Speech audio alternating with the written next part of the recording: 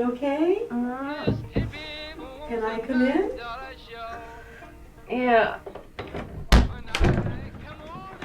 You know what, hon? Don't shut it this much, because if you had to get out, if there's a fire or something, it's really hard. I'll have Jim sand it a little. Are you sure you're okay? Yeah. All right. Why don't you come down? We'll have a cold drink, watch TV or something, or talk. No. All right. Are you sure? Yeah. One of the issues that is quite surprising is the presence of members of your family in her films. I wonder if they have any previous experience, especially your mother, which is outstanding in the films that you have made. Sometimes she is one of the main characters, sometimes she's in the back, but at the same time, she's a presence. Absolutely. And has she any background in acting, or it's just started with you? It started with me. I mean, I always loved the way she told stories, and I loved her. I mean, she's a performative person, you know, she loves to entertain people, and she goes on long rants, and she goes on these long tangents, and then we'll come back around to the beginning of the story, and you have no idea how her brain works. And I always loved that, and I wanted that to be a part of the movies. And my father went to study film at Harper when Ken Jacobs was there, and a lot of people were there. Okay. So he actually ended up having to leave that because my mother was back in Queens, and it was a long drive, and she threatened to break up with him. So we dropped out of school to be with my mother. And he gave up on filmmaking and continued with photography. But so he's a part of my movies. He always helps produce them, and sometimes the sound is in a lot of them for small roles. He's going to be in The Perverts in a larger role. But I think so basically it's always, I find, like, the people I'm around, I always start thinking about roles I want them to play in the movies. And then I'm always making movies, so I wouldn't see them if I didn't put them in the movies. So or somehow, you know, involve them, whether it's cast or crew. But it's truly amazing, your mother especially, because she really, when you see someone like that, you could think that she is, in a way, interpreting herself. Mm-hmm. But when you see her films, she's really a character, completely different one from the other. The mood, the way of behaving, Mm-hmm. the way that she speaks even. It's quite different what she does in Exit Elena, which is, like, as I told you before, not now in this conversation, a kind of phallus woman. Yeah. She directs everything. Yeah. And then you see how she is in Uncertain Terms, which is a lovely person, a kind of, you know, a kind of womanhood. Yeah, like an Earth Mother. Yes, something like that. Yeah. But without being New Age, Yeah. you know, at the same time. Yeah. It's a kind of materialistic woman, take care, or you have said. But how do you accomplish that? Is something that you direct on her, or is something that she creates by herself? That's something that she creates by herself. I don't think I can direct her. I think that I put her in a situation and then allow her to react, because I can't sit down with her and talk to her about her character. I need to remind her of certain facts on set, you know, right before we start shooting, because she forgets the characters' names. But then it just comes through her interacting with the other characters. She's very good, very intuitive person in terms of what needs to be done. And if I then, you know, if things aren't going the way they should, if the scene is falling flat, I'll remind her of things she said before and tell her, you know, tell that story, do that thing, because I know her so well. So it's almost like this character.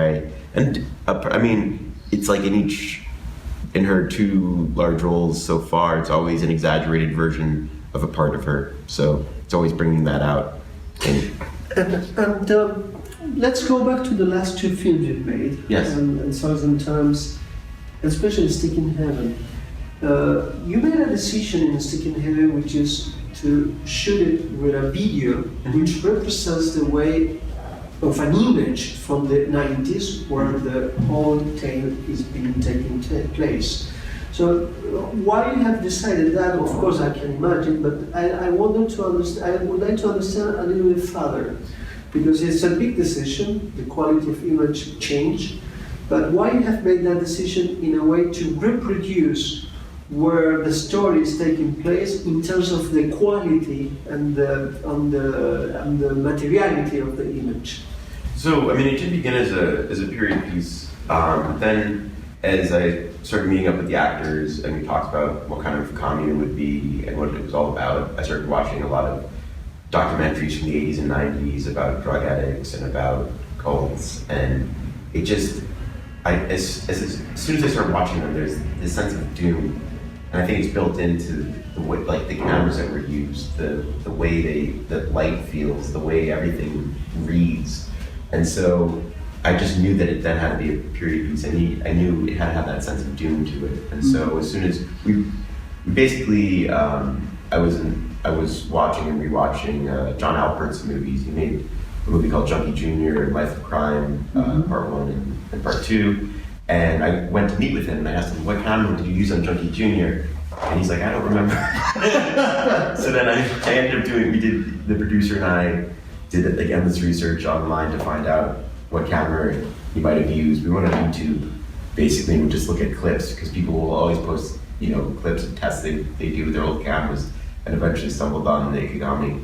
And as soon as I saw the way that it had the ghosting, the light trails, and the way the reds, well, if you have like a halo, or like if I were to shoot you right now because there's a window behind you, part of you would be green as I pan across you, part of you would be red and blue, because it's the way the tubes, it's a tube camera with 3 tubes, a red tube, a green tube, and a blue tube, and then, so it's how the tubes react to light, and it's like something very strange, and also it alters reality, which HD does not do. HD presents reality in a very mediocre way, which you then have to alter in post-production.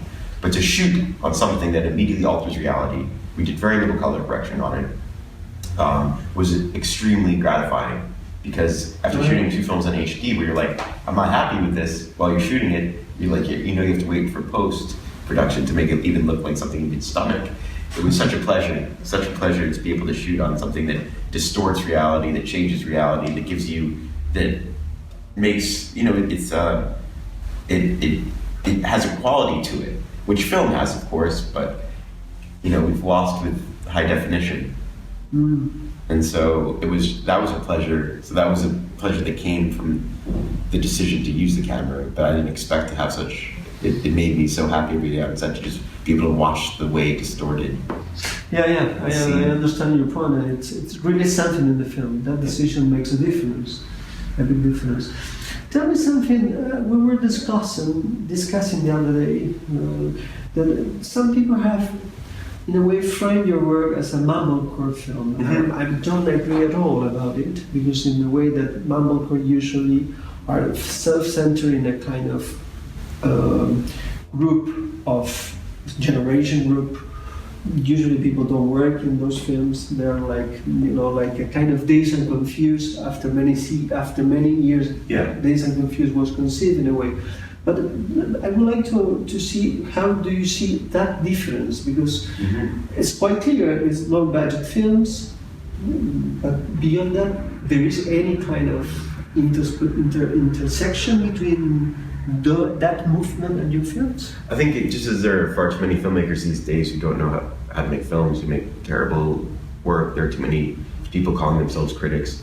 And I mean, I think that people who would just like lazily slap that label on, which is at this point not even, I don't even know what it means anymore. It's like a thing that happened 10 years ago and it's basically died, and everyone who supposedly was a part of it at the beginning has gone off in totally different directions from where they started. So I think it's just lazy criticism, to be honest. Yes. And I think it's kind of funny though. Deep sigh. Yeah, really. Go ahead. We met at a show, and I noticed her. She's getting harassed by some. Let me ask you something else. How do you perceive in terms of the American heritage of cinema? Because for me, what I saw for the first time, it reminds me the first Cassavetes. Yeah. Just the very beginning from Cassavetes. Yeah. When he was even Faces. Yes. Especially, and but there are references that you feel, not that you are imitating them, but that you belong to that heritage in American cinema. It's the only heritage I want to belong to, I think, because I would never be, although I love Sam Fuller, I love Douglas Sirk, Douglas Sirk obviously was not born an American, but came Yeah, of course. shoot there. But I would never be able to put up with a studio.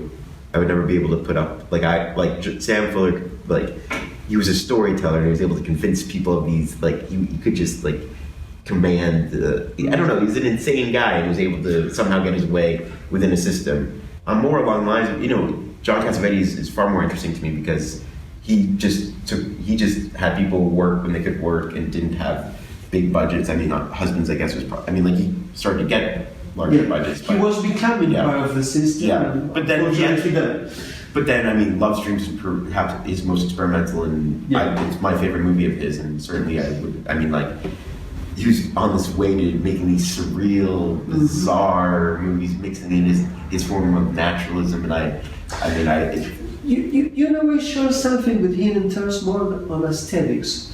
On the other hand, I think sometimes he was looking for something which was much more unstable in terms of the psychology of the characters. Yeah. You seems to be working till now in the verge of neuroticism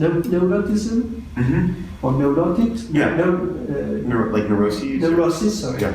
And at the same time, people who are on the verge of society, like they're unfit. Yes. That's Sam Fuller would be more near in the sense of that. But how do you perceive that? Because it seems to me that this is till now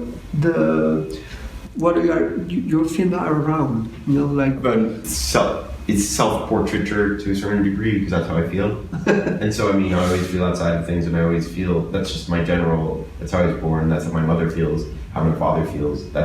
We feel like we're just outside of whatever whether it's our families or like the larger family, or it's in social situations. I've always felt cut off. So I think that's something that I apply to, and that's what I see in my characters and can connect to, and that's what appeals to me about these people. But at the same time, it's fantastic because your films are not films which are narcissistic in the sense that it came from you, of course, but it's not a reproduction of what you are in a way. No, it's total and complete collaboration. It's a destruction of the sense of dictatorship. A director as dictatorship. I mean, I think that's just a bogus idea to me, and I don't think it leads to anything interesting. If you're going to work with people, you have them bring themselves to the movie. And tell me, Nathan, where do you study cinema? I mean, if you study. I studied screenwriting very briefly at New York University, but I never studied production. And it was at the video store, at Kim's video store, which has become quite infamous because it was where a lot of filmmakers, New York filmmakers, would just go and rent their films. And some of Sean Williams, who's a DP on many of the films now, he was the manager there, so it was quite a place, all these people crossing. That was the university. And Caitlin Shields also worked there, all these people who are now popping up.